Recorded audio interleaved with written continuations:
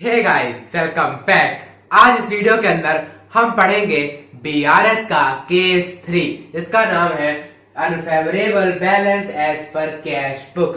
कि जब unfavourable balance होता है कैश बुक का, उस टाइम हम भैया कैसे बीआरएस को करते हैं।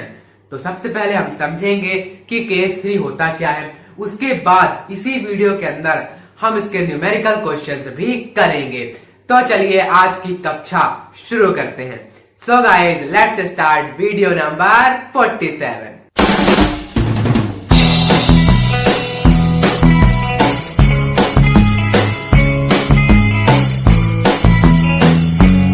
तो चलिए समझते हैं अब हम केस 3 ऑफ बीआरएस।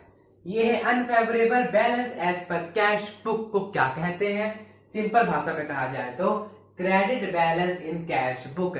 जब भी बैलेंस क्रेडिट में आएगा कैश बुक में, यानी इस साइड बैलेंस आएगा, तो आप क्या कह देंगे, अनफेवरेबल बैलेंस। और उसको एक नाम से ओवरड्राफ्ट भी कहते हैं। ये समझ गए आप केस 3। लेकिन अब इसका मेन जो आता है वो होता है न्यूमेरिकल। और अगर डायरेक्ट न्यूमेरिकल में कूदेंगे ना इससे, तो आप गिरने के चांसेस रहेंगे। तो पहले हम इसकी तैयारी कर लेते हैं और फिर क्वेश्चन में घुसते हैं, क्योंकि ये वाले क्वेश्चन होते हैं थोड़े टेढ़े होते हैं। इनको हमारा काम है सीधा बनाना। तो चलिए सीधा बनाते हैं। देखिए, मान लीजिए आपके खाते में थे 500 रुपए और आपने निकाल लिए 600 रुपए। अब बच्चे बोलेंगे कैसे निकाल लिए भैया।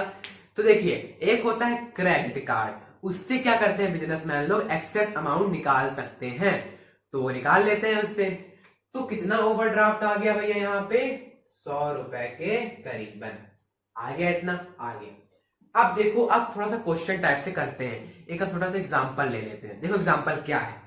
एग्जांपल ये है कि इंटरेस्ट डेबिट हो गया, यानी हमारे खाते से इंटरेस्ट निकल रहा है। बैंक वालों ने लिख दिया कि अब आपको 50 रुपए और देना पड़ेगा। किस नाम से, ओवरड्राफ्ट का इंटरेस्ट नाम से देना पड़ेगा। ठीक है, समझना।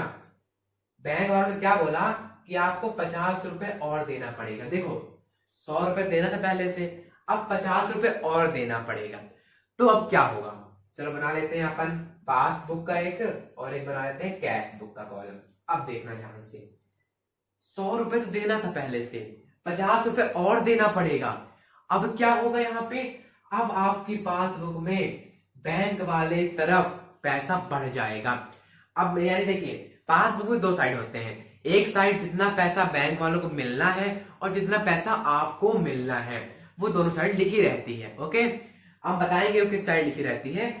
तो उस साइड का पैसा बढ़ जाएगा। क्यों कि बढ़ेगा, क्योंकि पहले आपसे बैंक वाले 100 रुपए लेना चाहते थे, अब 50 रुपए लेंगे, तो बढ़ गया, अमाउंट बढ़ गया। लेकिन कैश बुक में क्या था, केवल 100 रुपए ही था।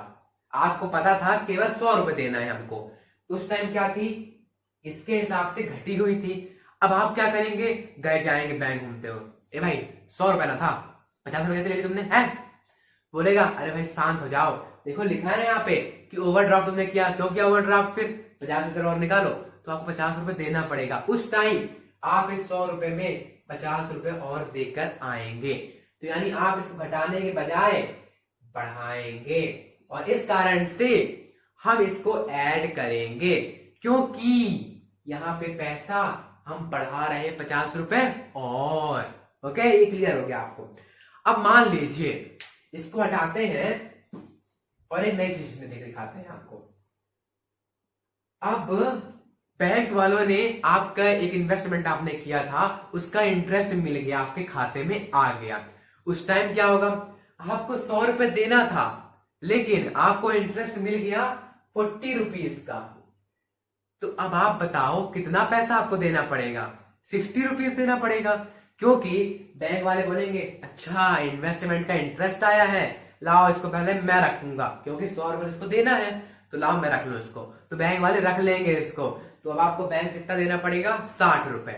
अब समझिए, मान लीजिए ये पासबुक में तो मेंशन हो गया था कि आपके में आया, यानी पहले 100 रुपीज देना था, अब आपको केवल 60 रुपीज देना है। तो यहाँ पे क्या हुआ, यहाँ पे तो आपकी ये घट गई। बैंक वाले बोलेंगे चलो तो घटा दो, अब केवल इसको 60 रुपए देना है। लेकिन कैश बुक में भाई कहानी ही है, क्योंकि यहाँ पे आप पता था कि पूरा आपको 100 रुपए देकर आना है। आप भूल गए थे कि इन्वेस्टमेंट का पैसा आपको मिलने वाला है। उस टाइम क्या हुआ, यहाँ पे ये बढ़ी थी, आपको लगा अरे भाई बहुत देना है, लेकिन जब बैंक गए, बैंक वाले बोला नहीं भाई केवल 60 रुपए देना है, तो बोला अच्छा अच्छा, तो इसमें -40 कर दिया, यानी कि ये वाला अब लेस में जाएगा, तब जाके दोनों बराबर आएगा। क्या राइम बन गई, जाएगा आएगा। ओके, समझ गए ना इतना। अब चलिए करते हैं हम सीधे सीधे एक न्यूमेरिकल क्वेश्चन आपकी बुक से उठाकर। तो चलिए बढ़ते हैं न्यूमेरिकल क्वेश्चन की ओर। तो चलिए शुरू करते हैं केस 3 का क्वेश्चन। तो क्वेश्चन हम डायरेक्ट बुक से कराएंगे जैसे मैंने पहले बताया है, और ये रहा आज का क्वेश्चन। तो चलिए यार क्वेश्चन में रीड कर देता हूं, क्योंकि यहाँ इमेज थोड़ी छोटी आई है और थोड़ा आपको पढ़ने में थोड़ा मुश्किल होगी, तो हम रीड करते करते और यहाँ पे सॉल्यूशन करते करते ये केस 3 खत्म करेंगे। तो देखिए सिंपली यहाँ पे लिखा हुआ है कि आपको BRS बनाना है। कौन बना रहा है, ए बना रहा है। तारीख दी हुई है 31 मार्च 2018। क्लियर। तो ये होता है हमारा BRS का कॉलम, और हमने केस 1 और केस 2 हमने पहले ही पढ़ चुका है भाई, अगर आपने नहीं पढ़ा तो देख लीजिएगा। देखिए पहला कॉलम पर्टिकुलर्स का, फिर डिटेल्स का और फिर अमाउंट का। अब पढ़ते हैं पहला नंबर, तो अपने कान, आंख और पेन का ढक्कन खोल लीजिए और लिखना शुरू करिए। देखिए bank overdraft as per cash book on 31 March 2018 rupees 63,400। ये दिया है कि कैश बुक का ओवरड्राफ्ट बैलेंस कितना है, 63,400। तो इसको हम क्या रहता है, लिखना रहता है। चलिए लिख लेते हैं फटाफट से। क्या लिखना है सबसे पहले, overdraft balance as per cash book,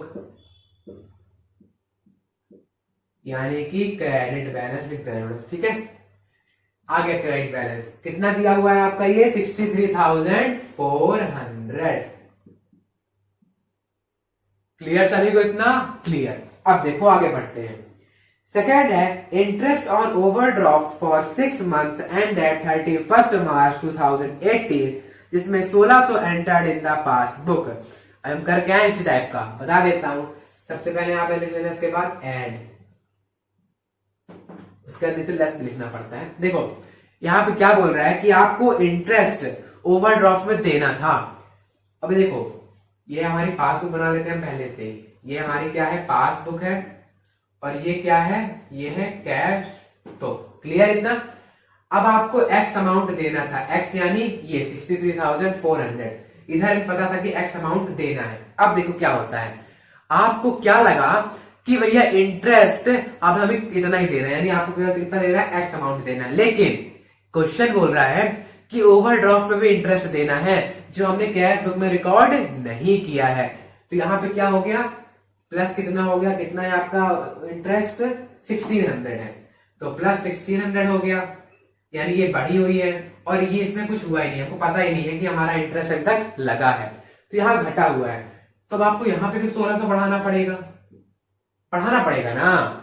तो क्या करना पड़ेगा, इसको घटा के बदले बटा करना पड़ेगा, यानी ऐड करना पड़ेगा। तो डाल दो ऐड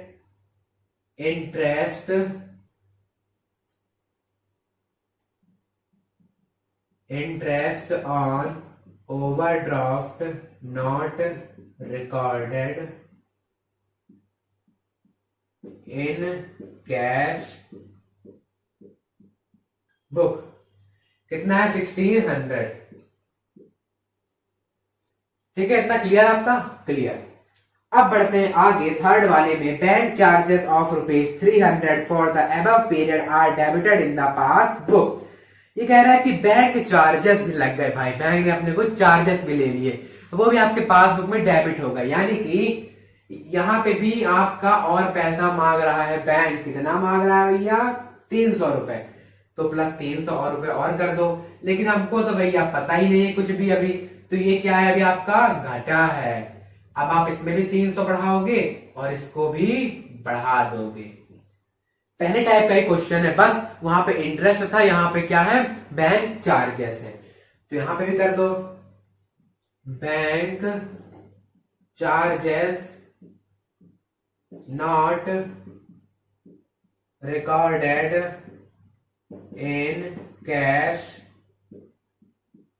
बुक कितना है 300। क्लियर क्लियर इतना आपको क्लियर। अब बढ़े आगे तो आगे कहता है ये cheque issued but not cashed prior to 31 March 2018 amounted to 11,680। अब यहां पे क्या कहना चाह रहा है कि हमने तो चेक इशू कर दिया, यानी हमको किसी को पैसा देना था, हमने तो नाम लिख के दे दिया इसको पैसा देना है, दे आओ जाकर, लेकिन अभी तक बैंक वालों ने पेमेंट किया ही नहीं। तो अब देखो यहाँ पे क्या होगा, थोड़ा नया केस है, एक्स अमाउंट देना है, पता है अपने को अभी। अब देखो आगे क्या होता है, एक्स देना है, इधर भी एक्स देना है, पता है अपने को, लेकिन आपको क्या लगा कि अब हमको इतना पैसा और देना पड़ेगा, यानी कि क्या लिखा है cheque issue but not cash 11,618 इसमें प्लस करना पड़ेगा, यानी पहले एक्स तो देना ही था अपने को, लेकिन हमने और चेक इशू कर दिए, यानी इतना पैसा अभी 11,680 और देना पड़ेगा। लेकिन बैंक वालों ने तो अभी कुछ किया ही नहीं, बैंक वालों ने अभी तक पैसा दिया ही नहीं उस बंदे को, तो क्या होगा यहाँ पे, ये तो आपकी बढ़ी है भैया, लेकिन ये घटी है, तो बराबर दिखाना है। और यहाँ पे क्या लिखा हुआ है ऊपर कैश बुक, ये मैं केस 1 से बता रहा हूं भैया कि जो ऊपर लिखा रहता है ना उसी में अपने को चेंज करना है, इसीलिए बोल रहा हूं केस 1 केस 2 देख लो, केस 3 अपने आप इजी लगेगा। ओके, तो क्या बोल रहा है यहाँ पे कि भैया यहाँ पे जब ये इसको चेंज करना है ना तो ये घट रहा है, इसको भी चेंज करो, यानी ये लेस हो जाएगा इतना पैसा, कितना 11,680। ओके, कुछ जगह छोड़ देते हैं और यहाँ पे अपन क्या दिखा देते हैं लेस। लेस में क्या दिखाना है कि cheque issued but not presented to pay। Question लिखना रहता भाई, यहाँ पे कुछ लिखना नहीं रहता, ठीक है ना। कितना का चेक है आपका 11,680 का, इतना हो गया आपका, इतना आपका हो गया। अब बढ़े आगे तो बढ़े आगे, checks paid into bank but not cleared before 31st March 2018 for 21,700। अब यहाँ पे देखिए क्या हो रहा है, उल्टा है जस्ट यहाँ पे क्या हुआ, एक कस्टमर था आपका, डाल दिया चेक आपके बैंक में और आपको लगा कितना पैसा था हमको मिल जाएगा, कितने का पैसा था वो, इसको मिटा लेते हैं अभी, है ना। अब देखो कितना था वो आपका 21,700, तो आपको लगा अब इस x अमाउंट में 21,700 आपको कम देना पड़ेगा, यानी कि पहले इतना देना था, अब आपको लगा इतना और मिल गया होगा तो बैंक वालों रख लिया होगा इतना, लेकिन अभी तक तो बैंक वालों ने आपके खाते में क्रेडिट ही नहीं किया, तो कहां से ले लेगा। तो बैंक में क्या है भैया पैसा, अब आप बताओ, बैंक में पैसा बढ़ा है और आपको लग रहा है कि घट गया भैया, लेकिन बढ़ा है तो आप क्या करोगे, बढ़ाओगे ना रे, तो बढ़ा देना इसको। क्या होगा कि check deposited but not credited, okay, कितना 21,700। अब देखें आगे, तो आगे कह रहा है कि interest on investment collected by the bank and credited in the passbook 12,000। आपको भूल गया था कि आपको इंटरेस्ट मिलना है इन्वेस्टमेंट में 12,000, लेकिन बैंक वालों को याद था क्योंकि बैंक वालों को मिल गया सीधे सीधे। तो अब यहाँ पे क्या होगा, इसको ध्यान देखना, यहाँ पे इसने बोला कि कम कर दो पैसा, कि कितना इन्वेस्टमेंट पैसा मिला आपको 12,000, यानी कि अब आपको 63,400 में 12,000, हाँ 12,000 कम देना पड़ेगा। ओके ठीक, कम देना पड़ेगा, लेकिन आपको तो पता ही नहीं था भैया, यानी ये घट गई लेकिन आपकी बढ़ी है पहले से, अब आप भी उसको क्या करोगे, घटा दोगे। घटा दो, क्या था क्वेश्चन में कि हाँ interest on investment received, interest investment not recorded in cash book को मैं सीख लिख देता हूं, पूरा क्वेश्चन लिखना है भाई, इसलिए बताने लगा डिटेल में इसको। ओके, कैश बुक कितना है 12,000 है, ठीक है। अब बढ़े आगे, बढ़ते हैं, देखो credit side of the bank column of the cash book was undercast bye 1,000। अब ये एक अच्छा क्वेश्चन निकल के आया है, इसी कारण से ये क्वेश्चन मैंने लिया है, क्योंकि आखिरी वाला क्वेश्चन बहुत इंपॉर्टेंट है भैया, और बहुत बच्चे कंफ्यूज हो जाओगे इसमें। देखो ध्यान से क्या है इसमें। अब पहले समझना पड़ेगा कैश बुक में क्रेडिट साइड में क्या क्या चीजें जाती है। देखो, जब भी पैसा आपका घट रहा होता है बैंक में, तो कैश बुक में किधर जाता है, वो क्रेडिट साइड चला जाता है, और बढ़ रहा होता है किधर जाता है, डेबिट साइड चला जाता है। ध्यान रखना, यहाँ पे लिखा हुआ है, क्या लिखा है, हाँ क्रेडिट कैश बुक लिखा है भाई, यहाँ पे पासबुक नहीं लिखा है, पासबुक लिखा रहा तो उल्टा हो जाता है इसी का। ओके, लिखा हुआ है कैश बुक, यानी जो कैश बुक का क्रेडिट साइड था, वहां पे क्या हुआ था, आपका पैसा अंडर कास्ट हो गया था, यानी आपने कुछ ज्यादा पे करके आए होंगे, और लेकिन उसमें आपने धोखे से कम दिखा दिया था। लेकिन बैंक वाले तो भैया सही लिखते हैं बिल्कुल। तो यहाँ पे क्या हुआ कि भैया बैंक वाले ने बोला तुमने ज्यादा खर्च किया है। कितना तुमने ज्यादा खर्च किया है, 1000 से अंडर कास्ट हुआ है, लेकिन बैंक में तो 1000 प्लस है, लेकिन आपके पास 1000 माइनस है।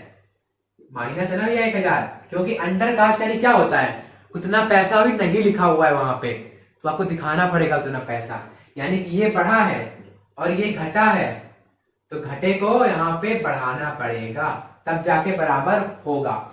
क्या करोगे, यहाँ पे आप ऐड करोगे। क्या लिखना रहता है क्वेश्चन में, क्या लिखा हुआ है, क्रेडिट साइड ऑफ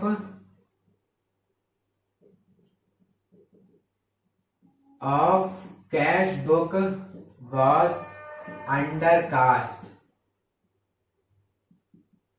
कितने से, 1000 रुपए से। सभी क्वेश्चन हो गए हमारे, कितने हो गए, 1 2 3 4 5 6 क्वेश्चन थे, नहीं क्वेश्चन तो 7 थे, नहीं 6 थे। हाँ, इसको भी कितना होता है ना, इसमें क्वेश्चन 7 लिखा रहता है ना, 1 2 3 4 5 6 7।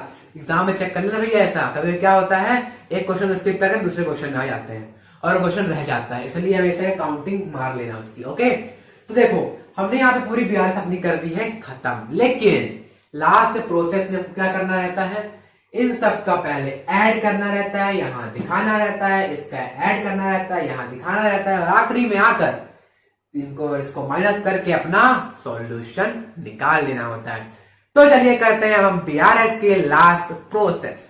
तो देखिए अब हमारी ये लास्ट प्रोसेस, क्या करना है, सबसे पहले अपने को इनका ऐड कर लेना है। कर लो ऐड, 1600 प्लस 300 प्लस 21,700 प्लस 1000 कितना होता है, 24,600। कितना होगा ये, 24,600। 24,600 प्लस 63,400 होता है 88,000। क्लियर इतना आपको? हाँ, अब देखो इसके बाद ये जो लेस वाले में आ रहा है ना कुल, इनको भी ऐड कर लेना। 11,680 प्लस 12,000 कितना होता है, 23,000। कितना होगा आपका, 23,680 इतना होगा। अब करते हैं अपन लास्ट में क्या करना है, ये देख लेना है अपने को, इसका और इसका घटाना है अपने को। तो घटा दो, कितना होता है, 63,320 नहीं होता है रे, 64,320 होता है, ठीक है, 64,320। इसीलिए हर बात में मुंडी नहीं लानी चाहिए, सोच समझ के कहनी चाहिए। ओके, इसीलिए बी अटेंशन। देखो 88,000 23,000 80 जाएगा, कितना आएगा, 64,320। ठीक है, इतना आ गया। लेकिन अब यहाँ पे लिखना क्या है, ये भी बहुत बड़ी मेन चीज होती है। देखो यहाँ पे आप कैश बुक से कर रहे हो ना, तो क्वेश्चन लास्ट में पासबुक में खत्म होगा। अब देखो क्या होगा, बैलेंस एज पर यहां कैश बुक लिखा है, यहां पे लिखोगे पासबुक, और यहां पर लिखा है क्रेडिट बैलेंस है कैश बुक का, तो यहां पे पासबुक क्या होगा, डेबिट बैलेंस होगा, डेबिट बैलेंस। ओके, और ये हमारा आ गया। इसको आखिरी में बंद कर दो ऐसे कि भाग ना जाए कहीं, दोबारा भाग गया तो फिर से करना पड़ेगा इतना सारा, इस कारण से बंद कर देते हैं भैया। और इसको भी एक लाइन खींच दो, और इस पूरे BRS को एक ताला लगा के बंद कर दो। ओके, ताकि कुछ भी ना भागे भैया। होप करता हूं कि आज आपको ये वाला पूरा बीआरएस का क्वेश्चन समझ में आ गया होगा। और हमारी जो अगली वीडियो है वो इसी चैप्टर के लास्ट वीडियो होने वाली है, जिसमें हम समझेंगे कि केस 4 के क्वेश्चन कैसे करते हैं और ये केस 4 होता क्या है। ठीक है, तो अगली वीडियो में भी हमसे मिलिएगा। लेकिन ये हमने यहाँ पे आपको एक क्वेश्चन कराया है, आपकी बुक में तो ऐसे 10 क्वेश्चन है, तो कर लेना भैया जाके उन क्वेश्चनों को भी, क्योंकि आपको परफेक्ट बनना है इस कारण से। ठीक है, और अगर उन क्वेश्चनों में भी आपको डाउट आ रहा हो तो आप बेझिझक कमेंट में आकर लिख सकते हैं वाला क्वेश्चन, या फिर अगर आपको थोड़ा क्वेश्चन नहीं लिखना है तो सीधे आप टेलीग्राम पे या फिर इंस्टाग्राम पे आइए और वहां पर हमसे कनेक्ट होइए और अपने क्वेश्चन की एक फोटो खींचकर हमें भेजिए, हम उसका सॉल्यूशन आपको प्रोवाइड करवाएंगे। तब तक के लिए स्वस्थ रहिए, मस्त रहिए, पढ़ते भी रहिए। Bye bye, have a good time.